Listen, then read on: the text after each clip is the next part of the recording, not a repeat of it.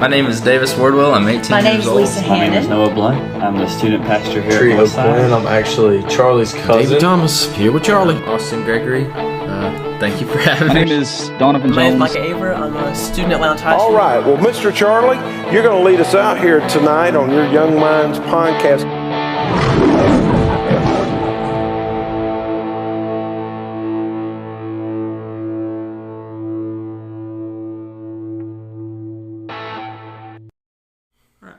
Welcome back to the podcast. If you could introduce yourself and let's keep on rolling. Hi guys, I'm Mark. I'm a senior at VSU and I regularly attend Northside in the BCM. Yeah, man. So, what is your testimony?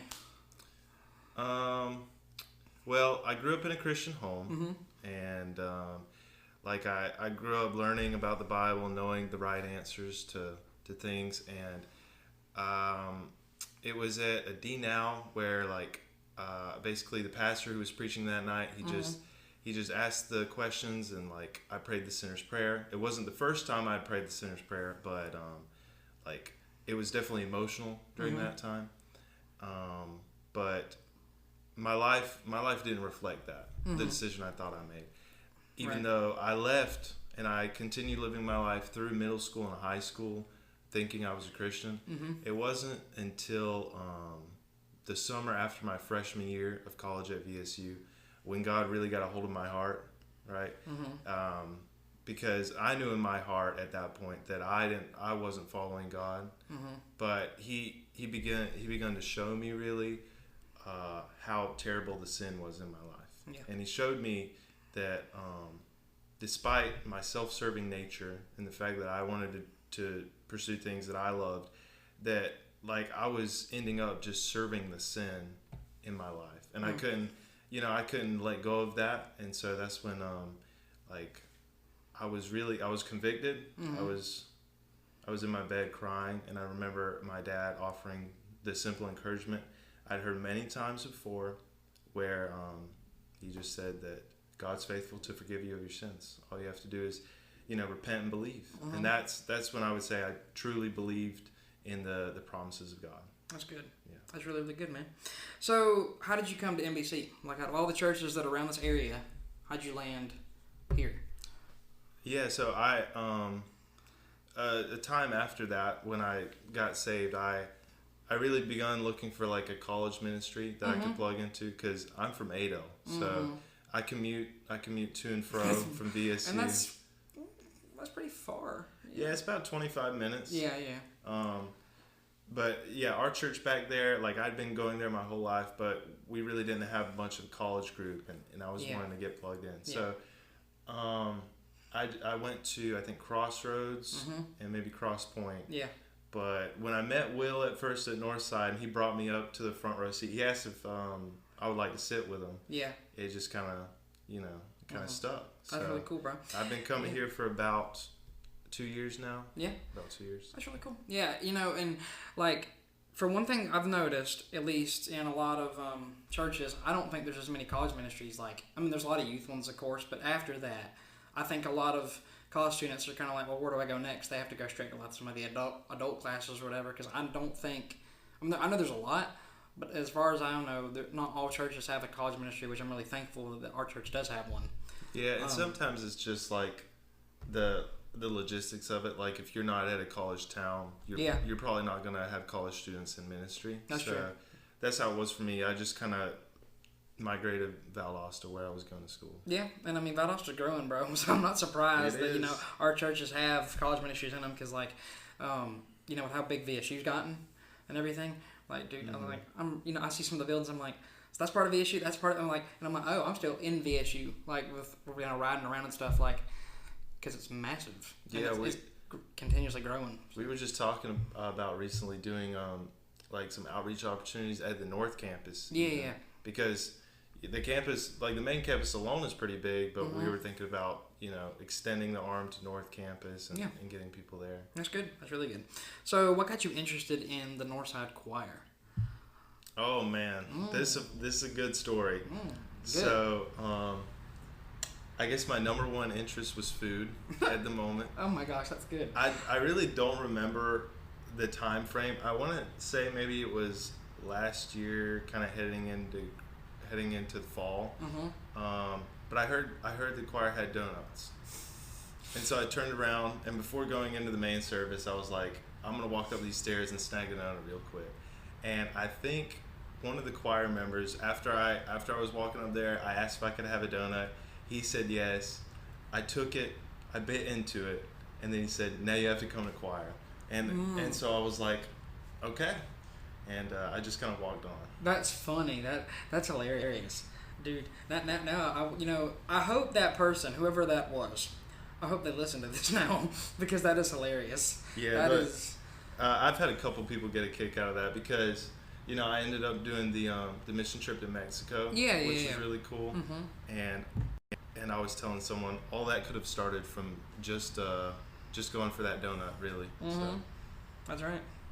That's really funny. So, when it comes to you being a part of the Strive leadership team and BCM, how did that happen, and also how was that experience like for you? I know they're two different experiences, so Yeah. So I'm on the newbie teams this year with the BCM. So we're working hard to connect new people, mainly freshmen, into the BCM, and we have seen a lot of growth this semester alone. Yeah. So I've heard that you had how many kids were I think it was the first one? There was a lot of kids there. Yeah. So the first one, I think there was about 140, 150. That's great. Last Tuesday we had 165. Heck yeah. So yeah, it's good. The stepping in the leadership position was just like kind of the next stage for me, going into my senior year, and I don't know. I feel like the Lord has just blessed the ministry. He used the BCM to grow me, and so I still believe the Lord is using the BCM to grow others. Yeah, and I think it's cool because you've kind of gone through that process of starting, at the, I guess, in those people's positions, where, because where they're coming from, because you were once there, and now you're getting to help them grow in that ministry. Yeah, and it's kind of the same with Northside. Yeah. So just being a leader for these college students, wanting to disciple more, because I feel like this is something us college students can struggle with. A lack of maturity leads to us not being able to be discipled that well. So we really gotta encourage new people to come in, to get involved, and to learn the word. And That's right. Be able to get taught. That's really good. Yeah. So when it comes to with me being a new member of the college ministry, what advice would you give to me and others, walking into this ministry?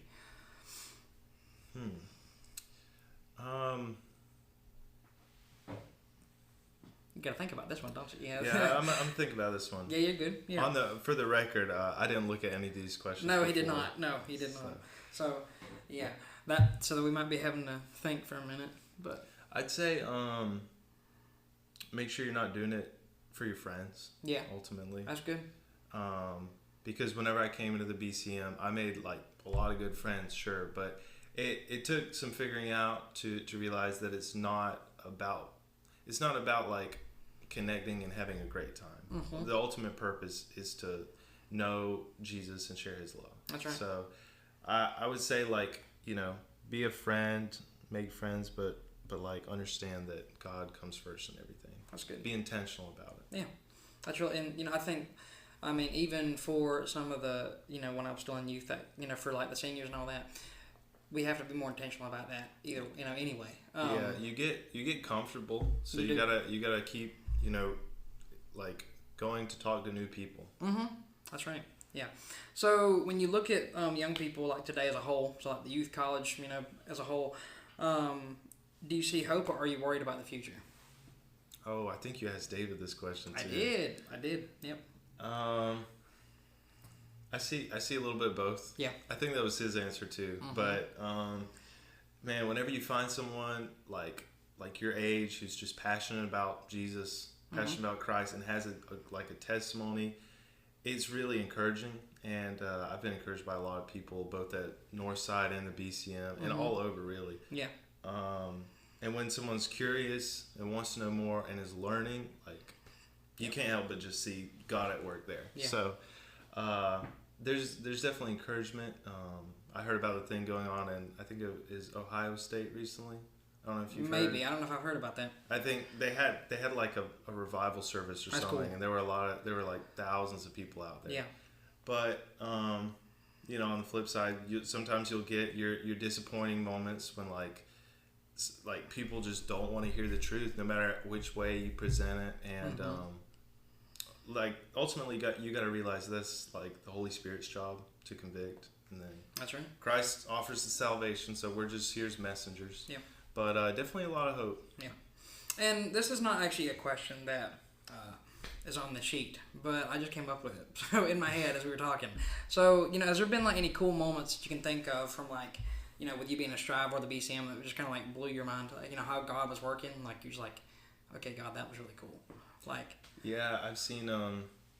I had a friend who I made last year. Who the year before, I think he was like one of the people we were doing outreach to. So we talked to him, and then like the next year we got to see this guy grow tons as a Christian, and just really like begin to love and to start serving Christ. So like it was cool to watch. It's cool to watch people grow. yeah. We also had a girl who got spoken with last year who now she's on leadership at the Yeah, PCM. That's So, cool. That's really, really neat. So, you know, and just to share a testimony of mine, like this morning, you know, I went up to Lowndes to talk with the kids up there. And, you know, 'cause I know some of them because it's class 2025, you know, they're seniors now. Yeah. And what was so neat was that, you know, there was a girl that I'd been talking to her, and we had actually had a class together. It was like a couple semesters ago.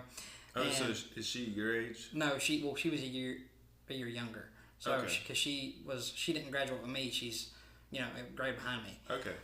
But she's a senior now. So, and she was up there, and, you know, I was kind of shocked to see her based on what she had told me in the past. Like, she said she was like lesbian, all that mess. And I said, okay, well, you know, I was still going to talk to her and be nice about it. And because she had an interest in what I was talking about. And she, like, took it, she knew it was important to me, so she took it seriously. Like, she didn't throw it in my face, which I appreciated, of course.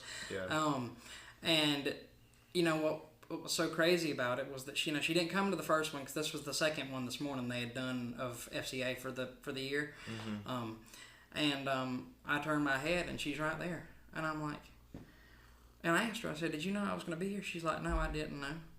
A friend invited me to come, and I just came, and I was like, are you kidding me? You're like, girl, I'm so happy. I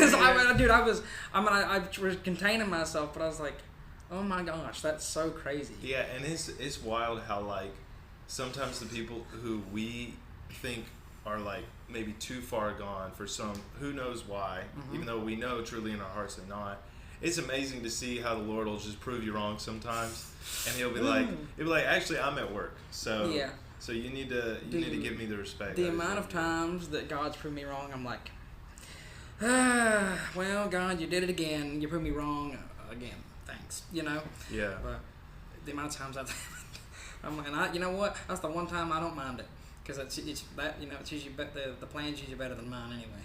Yeah. And that's for one sure. thing for sure. With me coming out and moving on to different ministries and a lot of changes going on, I've had to learn that for sure. And you know, and I told them this morning, I said, you know, that it's gonna be difficult when when stuff starts to change. Friends move away, and you know, if you're in a church, move ministries or whatever, but you have to learn to trust Him in that. You know, and that's one thing for sure. That He's like, hey, I got this, because there was some tough moments during during this time period right now, but I've really had to realize that He's got this, all of it. You know, even the little bits of things that I'm like, you sure you got this? And then I've got to, because I'm a person that likes to know what's going on. I like to, have control over a situation. And sometimes I got to learn to just as we let all it go. do at times. Yeah. Let it go, But so I think it's like the most drawing for people who end up moving off for college, you know, because then it's like, is this your faith? You know, God really allows you to see if, like, He allows you to be tested to see how genuine your faith is. Yeah. And that's for your own reflection. Yeah, for sure. Especially like with the college you're going to or wherever you're going. Because that's gonna be new challenges too. Like, you've really, are you gonna keep your faith in that, or are you gonna like fall into what's going on there? Yeah, because a lot of things open up, so you get to see what you end up either messing up doing or like continue doing right. Exactly. So, and this is a new question actually that, and we discussed it a little bit about diving into it, but, what, or in your opinion, what are some temptations do you think young people struggle with the most, and how can they combat them? That's a good question. Yeah.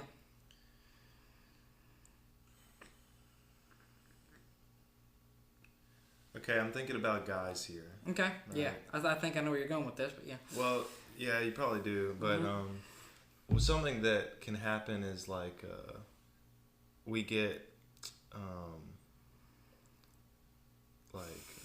Trying to figure out how to word it. yeah. Yeah, you're fine. Discouraged, I Yeah. would say, Yeah. by all the things we see just around us, and when we get discouraged, this even happens to Christians a lot. We tend to fall on the wayside when it comes to our faith, living it out. Yeah. So people, whenever they go to college, specifically kids my age, it's a constant battle to keep up the encouragement, which I think a great way of being encouraged is to just show up to church. That's right. Show up to events like Strive. Yeah. And to meet Christians who can give you some accountability in your life. So that's one thing.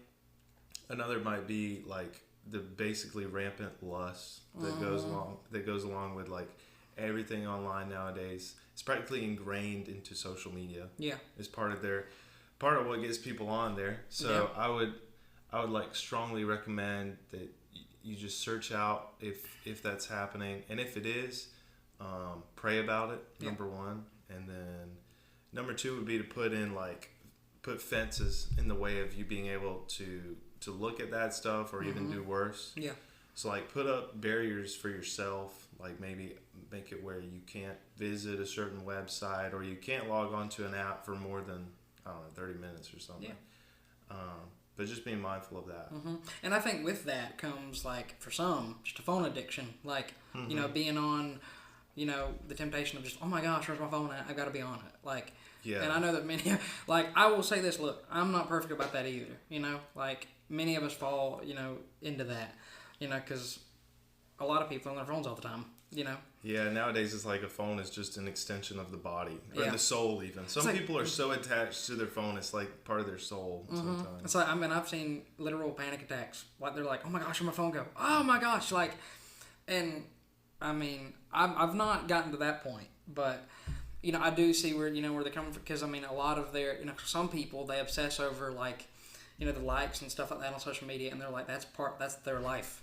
And they're like, if I don't have that, then what am I going to have? And I'm like, Yeah. and It can be tempting. Oh, yeah. Especially since we have more free time than we realize. Talking about college students here. yeah. Yeah, and just being mindful about your time because it's so much of a relationship we have with Christ, and like the time you spend with Christ is time spent in the relationship, but when it's elsewhere and you really don't know where it's going, you can falter a lot. That's right. Yeah. So, what advice would you give to someone who's struggling to navigate this world in a biblical way? Struggling to navigate this world in a biblical way? Yep. Well, read the Bible. That's right. Yeah. Find encouragement with people. That's a good one. Godly people who are going to sit down and think about your decisions in a godly way. Everyone wants to advise you on what to do, but there are very few people who will like actually advise you based on truths and understand your situation and how you can best navigate that. Yeah. And that's very true, because there's so many opinions in this world. Everybody's got one. Yeah, everybody's got an opinion. And you have to be careful about who you listen to. And especially, like, again, it goes back to the phone thing. Even your Christian influencers, right? You have to be careful about, and like, it may be good advice. I'm not saying it's not. But you have to pray about, is this really what, I should follow or not? Yeah, someone, I don't know who referenced it the other day, but someone said, like, even artists like Taylor Swift, someone asked us who were sitting there listening to him, they were like, so do you guys take your dating advice from Taylor Swift, That right? was Will, wasn't it? Yeah. It was Will. Yeah, it was Will. It was Will. And And yeah, you really got to be mindful of who you listen to. Yep. I know many people don't do like too much reading nowadays, but also what you read. That's right. What you watch. Everything has a message. It could be underlying, but everything has a message. Yep, that's right. So if you could describe NBC in one word, what would it be and why? And if you got to think on this one for a second, that's all right, because a lot of people do. In one word. In one word. Yep. One word. And some people cheat. I'm not going to lie. They give me a phrase or multiple words. I was just thinking, I'm like, well, we're live with purpose, leave a legacy, so. Oh, that's the cheap shot. No, I'm joking. You're fine. But hey, if that's what you want to use, that works. Just for people that don't know, that's the logo. That's the mission statement for Northside. Evangelistic. That's a good one.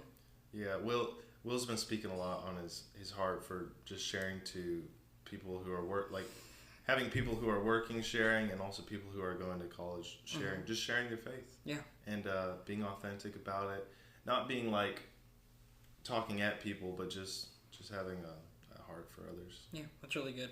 I mean, because that's for sure. Not because we. Because Northside as a whole, they go out and the college ministry goes out and is at the BCM and is serving with them in that, I guess, as Will puts it, the legal way, because they have to do it that way. And I know that there's the outreach Wednesdays and stuff, and it's strategic on the college campus. We're like, well, where can we hit? Where can we hit the hardest? We gotta share Jesus out here. So I mean, is there places on that campus that they have not allowed you to go, or is it pretty much anywhere? Because you're the BCM is a VSU Yeah, I think we can set up anywhere. Okay, I didn't know if they had they were like, no, you can't go right here or whatever, Like for instance, me and Ben Bayless, we're on the outreach team at Northside. That's our leadership team, and so we're supposed to be planning an event this semester and next semester. Cool. That's really so cool. we're gonna have just kind of an event with hosting Northside and stuff, and that's good. Sharing Jesus with people. That's really good. And I think it's really neat, to bring Northside in like that, because we have a unique opportunity to bring Northside in because, well, one, that's your church, but also, it's David Williams' church too. Yeah. And the way that we can partner where some of the churches may not be able to because, they don't have that tie, right? It's a really unique situation that God's put Northside and the BCM in, and it's really, really cool, I think. Yeah, I don't know too much about it, but I also think there's this thing where you can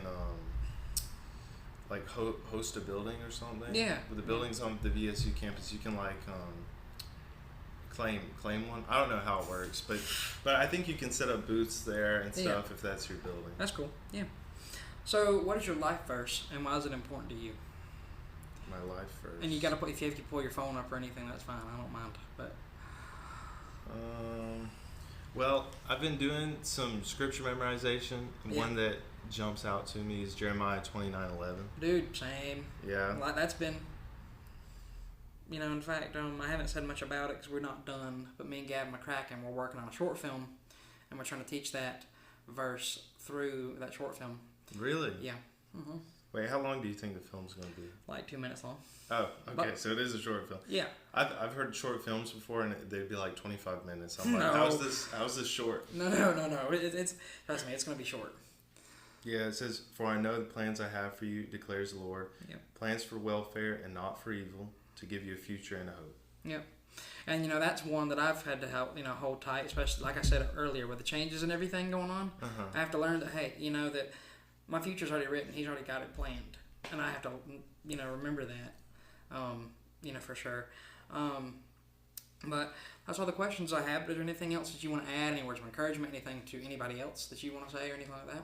Well, kind of going off of what you were saying, you're having to remember that scripture. Yeah. And a big part of it is just having faith, because circumstances usually don't match up sometimes when you're trying to remember a Bible verse and trust in the promises of God. You might be looking around and you're like, I don't know how this is going to work, but in your word, Lord, you've said this. That's right. Yeah. Yeah, that's good. Yeah, man. Well, thank you so much for taking the time to come on and me interview you, and I really appreciate it, and I can't wait to see what God does with this. Yeah, thank you for having me. Of course. With another episode of the Young Minds Podcast coming to a close, I just want to remind you that you are never alone and faith is action. So let's get out there.